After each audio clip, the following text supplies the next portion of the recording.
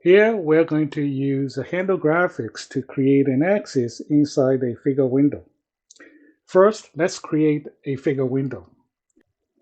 I will use F handle to store the handle of the figure window.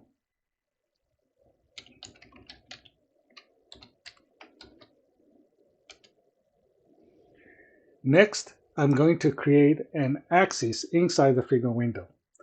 So I will use a variable called A handle to store the handle of the axis object inside the figure window.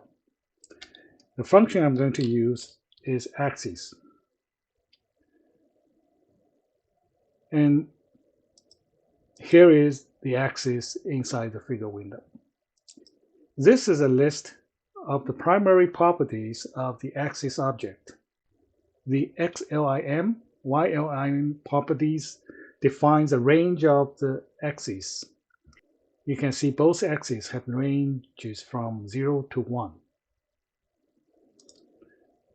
The X scale and Y scale define the style of the scale of each axis. It can be linear or log. The grid line style defines the style of the grid line of the axis. Currently, it's invisible. The position defines the location as well as the size of the axis object. It adopts the units called normalized. The use of normalized unit has one benefit. As you resize the figure window, the corresponding axis sizes is adjusted accordingly. Now, because it's a normalized unit, the origin is here with the value 0, 0, and its maximum size of the figure window is 1. So the maximum width of the figure window is 1, and the maximum height of the figure window is 1. Everything inside has the coordinates of fraction numbers.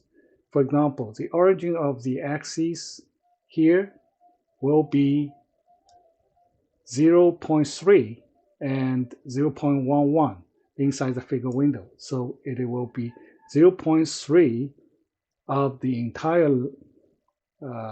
width of this figure window and 0.11 of the entire height of this figure window. We can change those properties to see its behavior. And first, let's change these two properties, XLIM and YLIM. Actually, those two properties are very close related to the function called axis, AXIS, that sets a range of both axes. So here we go. We can use the set function to change the range. All we have to do is to supply the handle of the axis and the name of the property xlimit and the value. For example, I'm going to make it 1 to 10.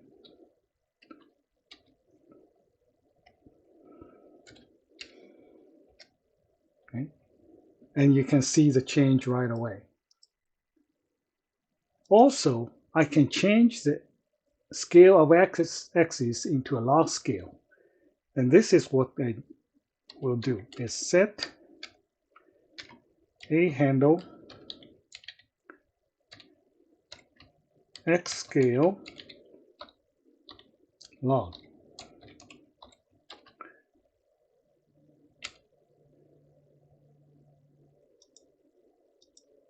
And you can see the change right away. I will change it back to linear.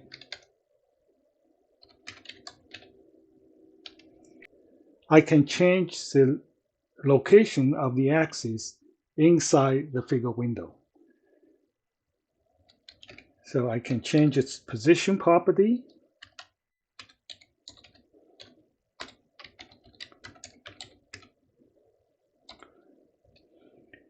And let's say I make it 0, 0, and also keep the original size, which is 0.775 and 0.815.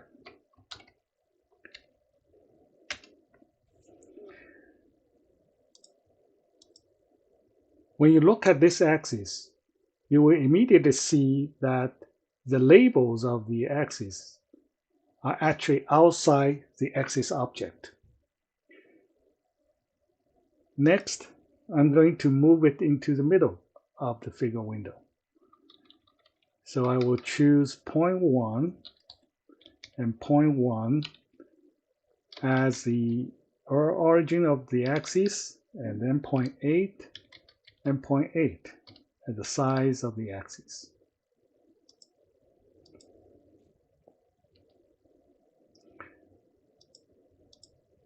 There you go. Next, we're going to look at the details of the properties of axes. So I will click here, all properties, so that I can see all properties related to the axis object. One property I would like to show you is called the title.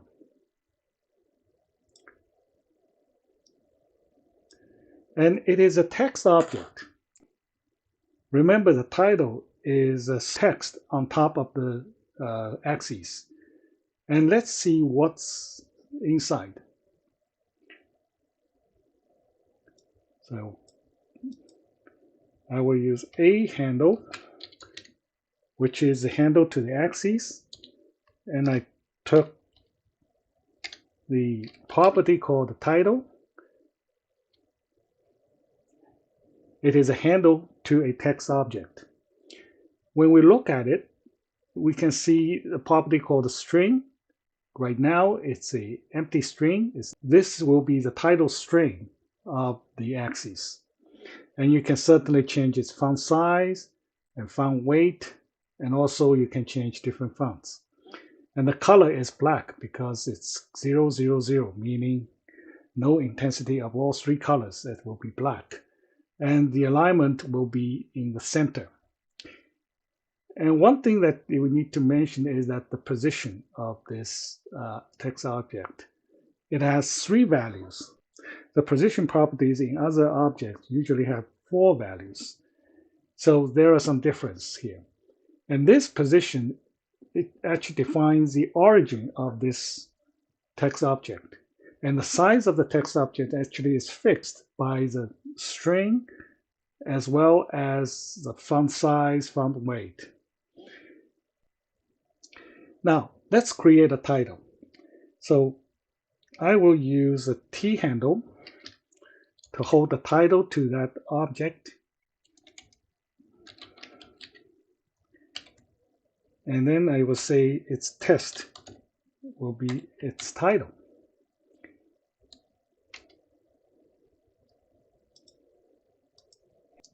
You will see the test on top of the axis. And the other object I'm going to show you is called X label, which is also a text object, and Y label, which is also a text object. And in other words, when you create an axis, 3 text objects are already created. The string properties of those objects is an empty string, so nothing will be shown up on the axis. All you need to do is to assign the value of the string property. So let's give it a try.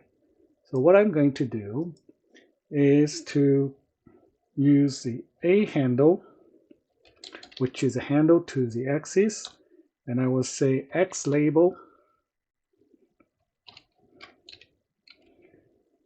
and because this is a text project, because this is a text object, and it has a called a property string, and I will say to give it a value called X axis.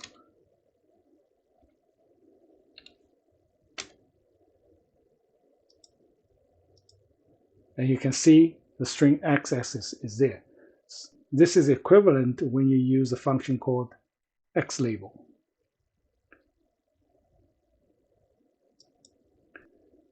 The next property I want to share with you is a parent property.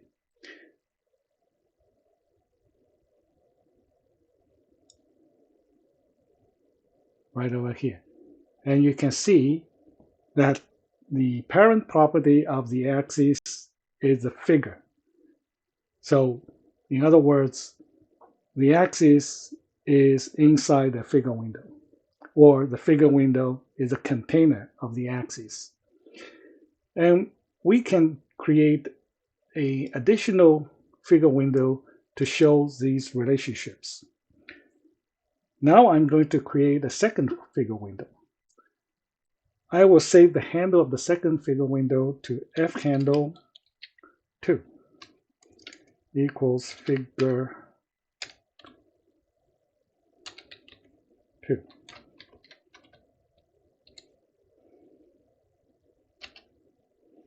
We have the second figure window. And then the next, what I'm going to do is create a second axis in the second figure window. So I will use a variable called ahandle2 to hold the axis in the second window. Previously, when we create an axis, we need to identify the current figure window. Now we don't need to do that. All we need to do is to use a handle of that figure window as one of the input to the axis function, so that the axis will be created in that particular figure window. So this is what I'm going to do.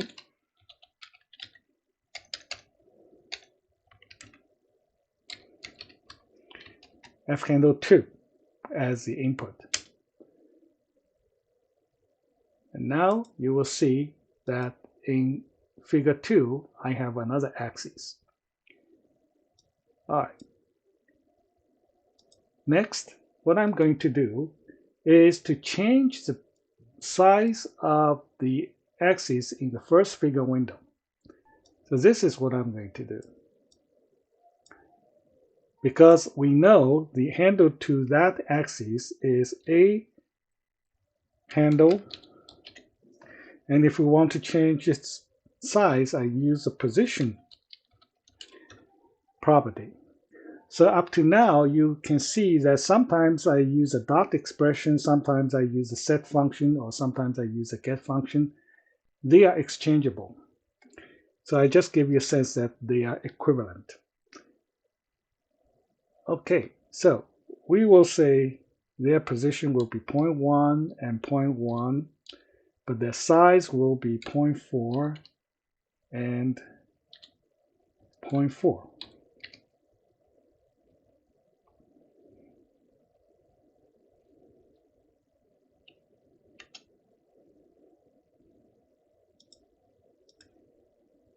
You will see that the size of the axis has basically reduced to half of its original size. And at this point, I have to mention that we used subplot before to divide the area of the figure window into equal spaces. And then we can create subplots. Now, you can actually use axis command to create any size of axis within the figure window at any location. So I'm going to create another axis in this figure window. So I will use ahandle1, and I say axis, and it will be inside this figure window, which is fhandle, which is a handle to that figure window, which is the first one. And also, we can add the property as the initial value. So we can say position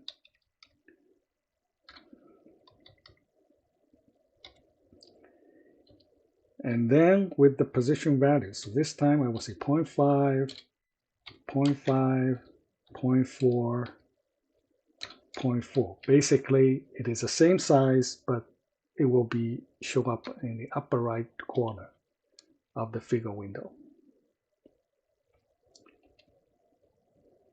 Okay, here we go. Now, let's do a summary. We have two figure windows, and figure window 1 has 2 axes. Figure window 2 has 1 axis. And let's look at the hierarchical structure of these graphical objects. As we know, the root graphics is a screen. So let's get the root graphics again. So h root equals g root, which is a function to retrieve the handle of the root graphics. Okay, now next, when we look at the properties of the root graphics, and you will see it as a current figure, which is a handle to a figure window. At this point, we probably don't know which one is, but we can easily find out. So it will be h root dot current figure, and let's check its number. It is 1, so the first figure window will be the current figure window. Now let's look at all properties, and I'm interested in the children property. Here it says we have 2 figure windows, and the current figure window is the first figure window. So let's see what are those 2 child figure windows here. So in order to check that, what we can do is still working with the handles. So h root, this will be the first figure handle in the chosen property. And then let's see what's the number there.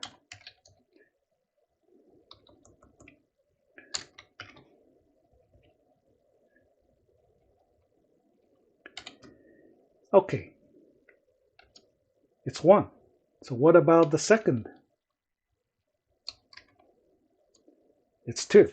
So at this point, you know the children of the root graphics are 2 figure windows. We know the handles of the first figure window is called F handle.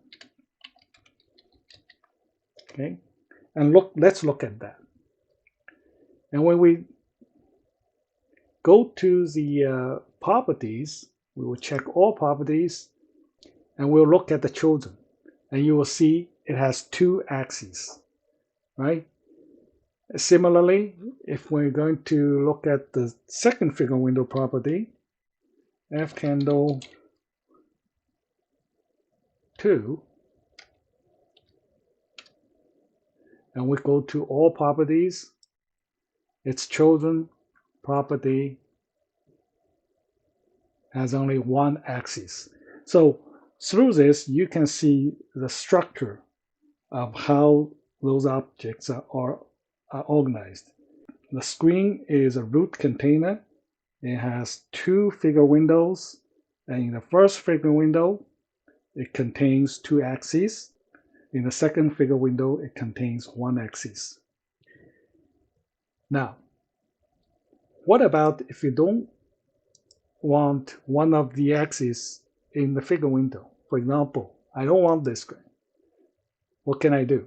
Well, you can still use a handle to remove it. This is what you need to do. You just use a function called delete, and then you say a handle. If you still remember which one is a handle to that axis, I can tell you it's handle 1.